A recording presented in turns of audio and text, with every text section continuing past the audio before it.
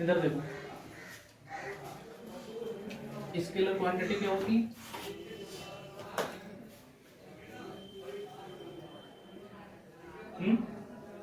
अदिश राशि,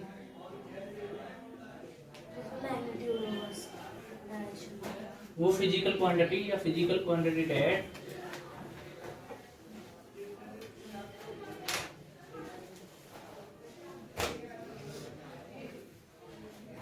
have only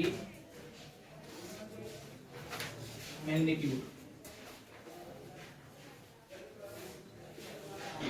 but not क्या होगी पास में एनी डायरेक्शन।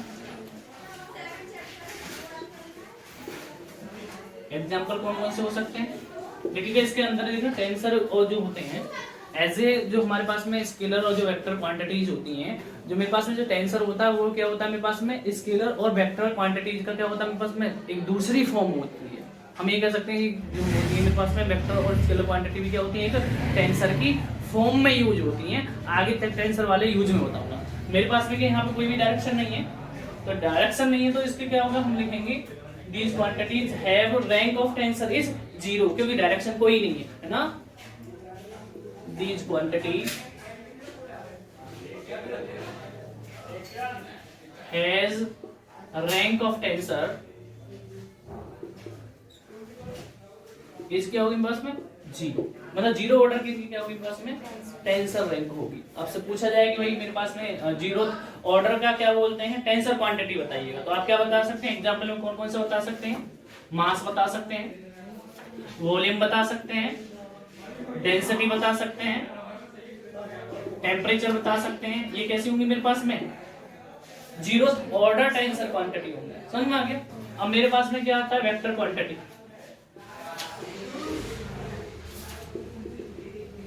वेक्टर क्वांटिटी कौन सी होंगी मेरे पास में, सदिश राशि होंगी।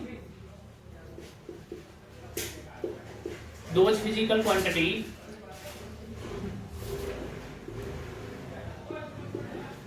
Have both magnitude and direction. इसमें हम क्या कर रहे हैं, डायरेक्शन की बातें कर रहे हैं। इसमें जो मेरे पास में ऐसी वेक्टर क्वांटिटी जिनमें डायरेक्शन क्या हो, एक हो, उसे हम क्या बोलेंगे, रैंक ऑफ टेंसर क्या हो जाएगी मेरे पास में 1 हो जाएगी। दीज फिजिकल क्वांटिटी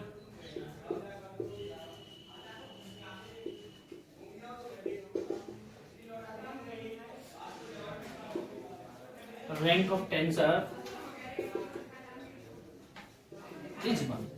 अब देखिए मेरे पास में देखिएगा, मैं एक टेबल बना रहा हूं और टेबल में बनाने के बाद में हम उसके बाद में डिफाइन करेंगे कि ये तो आपने क्या बता दिया मेरे पास में, वेक्टर क्वांटिटी स्केलर क्वांटिटी बता दिया, वेक्टर क्वांटिटी बता दिया। उसके बाद हम बताएंगे क्या है मेरे पास में सूडो क्वांटिटी क्या होंगी, सूडो वेक्टर क्या होंगी, ठीक है ना, सूडो वेक्टर। आगे क्या बताएंगे, उस टेबल के बेसिस से बताएंगे हम। आगे एक और डिफाइन करेंगे हम क्या, सूडो स्केलर क्वांटिटी या सूडो स्केलर वेक्टर। देखिएगा एक टेबल है, मैं यहां पे लिख सकता हूं क्वांटिटी,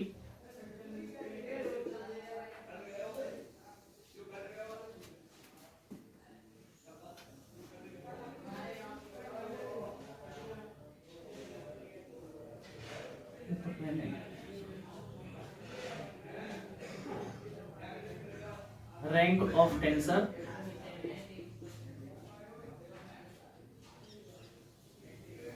पेयरिटी ट्रांसफॉर्मेशन,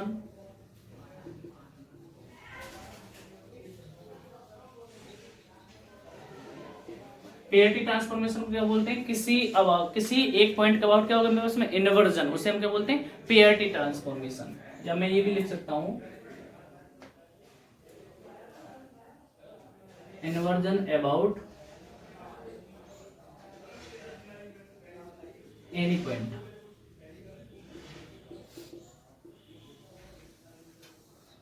आगे आ जाएंगे मेरे पास में अंडर प्रॉपर रोटेशन,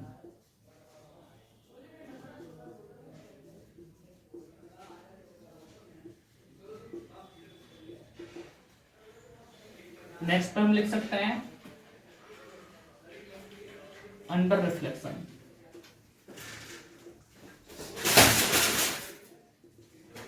और अंडर रिफ्लेक्शन को क्या लिख सकते हैं, दूसरा नाम लिख सकते हैं इम्प्रॉपर रोटेशन।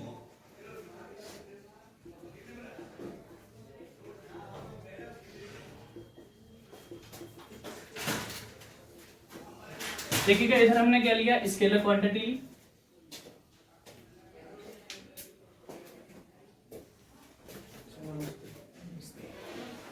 इधर क्या ले ली मैंने, वेक्टर क्वांटिटी,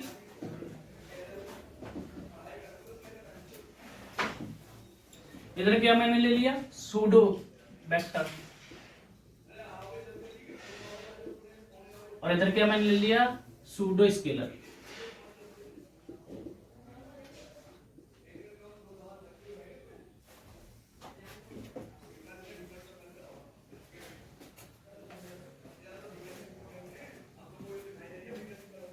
देखिएगा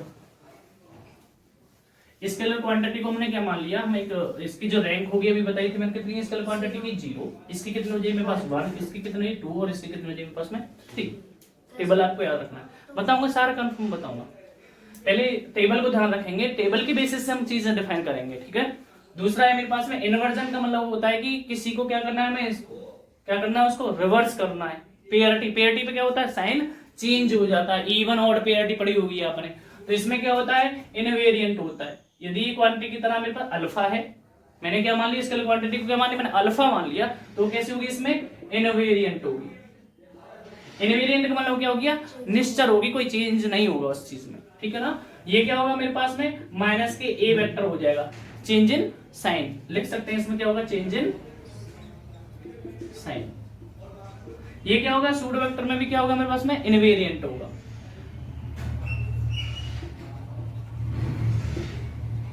ये क्या होगा मेरे पास में, ये मैंने एक कोई क्वांटिटी मान ली ए, तो इसमें भी क्या होगा मेरे पास में, चेंज हो जाएगा। समझ आ गया। अब मेरे पास में क्या हो गया, इधर भी क्या होगा, अंडर प्रॉपर रोटेशन में, अंडर प्रॉपर रोटेशन का मतलब हो गया कि कोई भी किसी को हम रोटेशन करें, प्रॉपर रोटेशन का मतलब हो गया किसी को हम क्या करें, 360 डिग्री पे क्या करें, रोटेट कराएं, तो वो क्या होगी हमारे पास में, सेम अपनी इनिशियल कंडीशन में आ जाएगी, उसी शेप साइज में आ जाएगी। भाई मेरे पास पेन है, मैंने यहाँ से स्टार्ट किया और 360 डिग्री पे घुमा दिया, तो मेरे पास में पेन की जो डायरेक्शन होगी वो सब सेम आ जाएगी। इसका मतलब क्या होगा, जब हम अंदर प्रॉपर रोटेशन करेंगे, चाहे वो सूडो क्या हो मेरे पास में, स्केलर हो, सारी कैसी होंगी, इनवेरिएंट होंगी, इसमें कोई याद करने की जरूरत नहीं है। तो मैं ये लिख सकता हूं, ये कैसा रहेगा मेरे पास में, ए ही रहेगा, इसमें क्या होगा, इनवेरिएंट, इसमें क्या रहेगा, इनवेरिएंट रहेगा, इसमें भी क्या रहेगा, इनवेरिएंट रहेगा, ये क्या रहेगा, इनवेरिएंट रहेगा।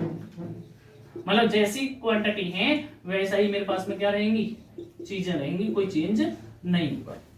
अब मेरे पास में क्या होगा, इसमें क्या होगा मेरे पास में, इनवेरिएंट रहेगा, इसमें क्या रहेगा मेरे पास में, इनवेरिएंट रहेगा अल्फा, इसमें क्या रहेगा, इनवेरिएंट रहेगा, यहाँ पे क्या आएगा, माइनस ए हो जाएगा, पेयर टी, चेंज इन क्या हो जाएगा उसमें, साइन हो जाएगा, यहाँ पे भी क्या होगा मेरे पास में, माइनस के ए हो जाएगा, चेंज इन साइन हो जाएगा। अब मेरे पास में इधर देखो, मुझे क्या डिफाइन करना है, सूडो वेक्टर डिफाइन करना है, और सूडो वेक्टर की डेफिनेशन हम देखिए कहां है, सूडो वेक्टर में देखना क्या है मेरे पास में, इनवेरिएंट किस किस के अंदर है, इन्वर्जन मतलब क्या है, अंडर द क्या है, पेयरिटी में भी है, और मेरे पास में अंडर दी प्रॉपर रोटेशन में, लेकिन चेंज किस में, अंडर द रिफ्लेक्शन में मेरे पास में क्या है, मेरे पास में चेंज है।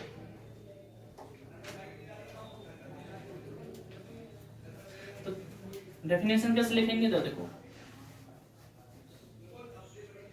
वेक्टर लाइक थिंग्स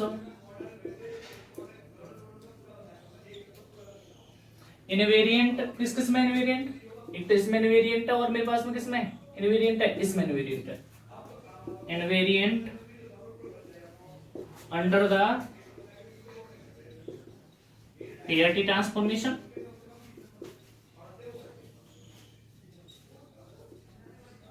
एंड किसमें आ जाएगा मेरे पास में, अंडर द प्रॉपर रोटेशन।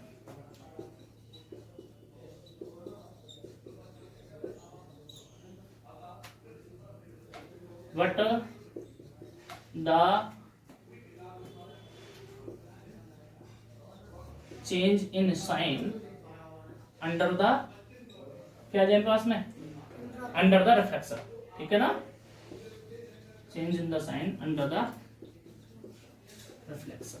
अब मेरे पास में ये हो गया सूडो वेक्टर की, सूडो स्केलर की आप डेफिनेशन बना सकते हैं। दोज क्वांटिटी मेरे पास में क्या है, इनवेरिएंट किसके अंदर है, इनवेरिएंट क्या होगा मेरे पास में अंडर द प्रॉपर रोटेशन, बस चेंज इन साइन क्या होगा मेरे पास में पेरिटी ट्रांसफॉर्मेशन एंड इम्प्रॉपर क्या हो जाए मेरे पास रोटेशन या मेरे पास में अंडर द रिफ्लेक्शन। अब मेरे पास में इधर देखिएगा सूडो, मेरे पास में एक चीज लेते हैं, एरिया लेते हैं, नोट भी डालने हैं, वेक्टर जितने भी होंगे cross product of two vectors वो कैसी होंगी, सारी क्वांटिटी कैसी होंगी, सूडो वेक्टर क्वांटिटी होंगी। कैसी क्वांटिटी होंगी, सूडो वेक्टर क्वांटिटी। कैसे अभी बताऊंगा।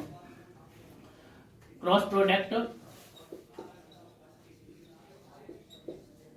ऑफ टू वेक्टर इक्वल क्या होगा मेरे पास में, सूडो वेक्टर।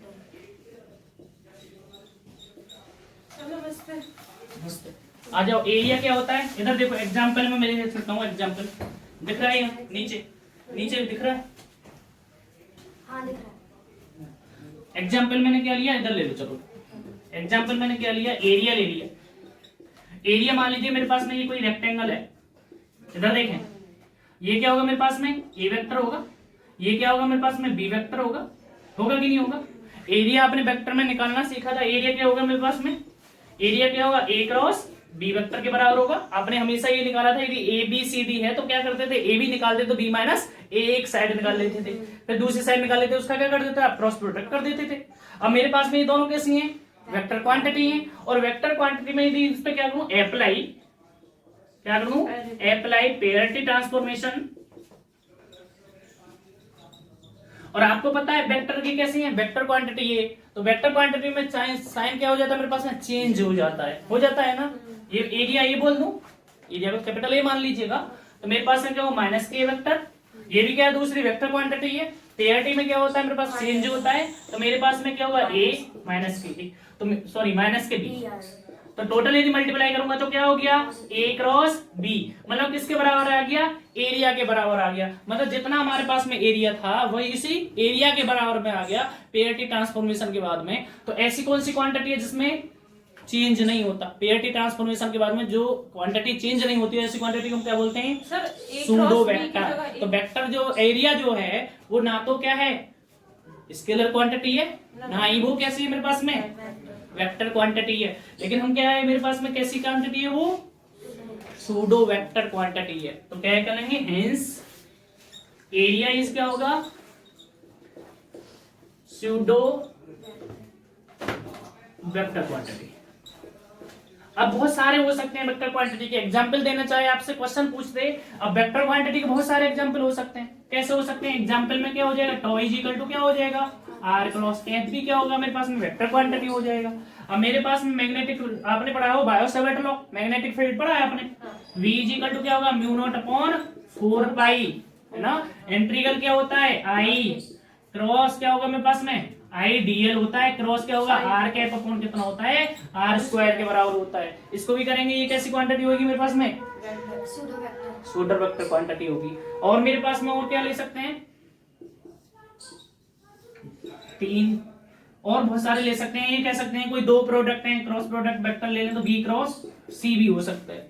सर ये सूडो वेक्टर कैसे होगी, ये सेकंड वाली कौन सी, ये बी बराबर कैसे मतलब सूडो वेक्टर कैसे होगी, बताऊंगा इसको भी आगे। अभी आप पहले ये बताइएगा, जो आपने पढ़ा होगा कि करंट कैसी है, स्केलर क्वांटिटी है ना, जो आपने 9th 10th में सॉरी 12th में, लेकिन वो क्या है क्यों है, डायरेक्शन भी शो करती है, लेकिन हम उसको फिर भी क्या करेंगे स्केलर क्वांटिटी। और आपको एक और चीज बताई होगी क्यों करते हैं, क्योंकि ये वेक्टर एडिशन लॉ को फॉलो नहीं करती है, लेकिन फिर भी हम क्या है मेरे पास में करंट क्या है स्केलर क्वांटिटी के बाद भी आपने देखा वो फॉर्मूले हमने क्या लगा रखा है, एक ऊपर वेक्टर लगा रखा है, तो क्यों why question angular momentum, angular momentum क्या हो जाएगा L is equal to R cross P. वैसे एंगुलर मोमेंटम को मैंने कैसे डिनोट कर रखा है आपको डोनर जे से बता रखा है, जे इज इक्वल टू क्या होगा आर क्रॉस एफ, ठीक है ना। एंगुलर एक्सेलरेशन भी हो सकता है, एंगुलर एक्सेलरेशन क्या हो जाएगा मेरे पास में अल्फा इज इक्वल टू कितना हो जाएगा R cross A vector, angular acceleration. ये क्या होंगे सारे कितने किसके टर्म है, सूडो वेक्टर। सूडो वेक्टर के ऊपर वो सरफेस की क्या होती है, बाहर की ओर होती है। एक छोटा सा एग्जांपल देख लूं, डायरेक्शन होती है नहीं होती, अम्ब्रेला देखा है, अम्ब्रेला देखा है ना, और अम्ब्रेला को आप ऐसे लगाते हैं तो उसके जाए सरफेस तो ये रह गया, सरफेस क्या हुआ, डायरेक्शन कैसे होगी, परपेंडिकुलर नीचे की ओर। और मैं अम्ब्रेला को नीचे कर दूं, उल्टा कर दूं, ऐसे रिवर्स कर दूं, तो मेरे पास में क्या होगा, अब एरिया क्या आ गया, इधर आ गया, तो डायरेक्शन कैसे होगी, ऊपर की ओर में। वही तो कह रहा हूं, एरिया की क्या होगी, परपेंडिकुलर बाहर की ओर होगी। एक एग्जांपल दे दिया मैंने डेली लाइफ का, अम्ब्रेला वाला। ऐसे नहीं समझ में आ रहा तो ऐसे आएगा। और उसे हम क्या बोलते हैं, एन कैप बोलते हैं। तो समझ में आया, जितने भी क्रॉस प्रोडक्ट होंगे ए क्रॉस बी के, वो सारी क्वांटिटी क्या होंगी मेरे पास में, सूडो वेक्टर। बता सकते हैं कौन सी सूडो वेक्टर होगी। और रैंक कैसी होगी, अभी मैंने कहा था, तुमसे बताऊंगा रैंक कितनी होगी, 2 होगी, क्योंकि डायरेक्शन देखना, ए की इधर डायरेक्शन में है और बी की इधर डायरेक्शन में है, तो डायरेक्शन कितनी है इसकी, 2 डायरेक्शन दिखता है। तो मेरे पास में इसलिए रैंक कितनी होगी, 2 क्वांटिटी।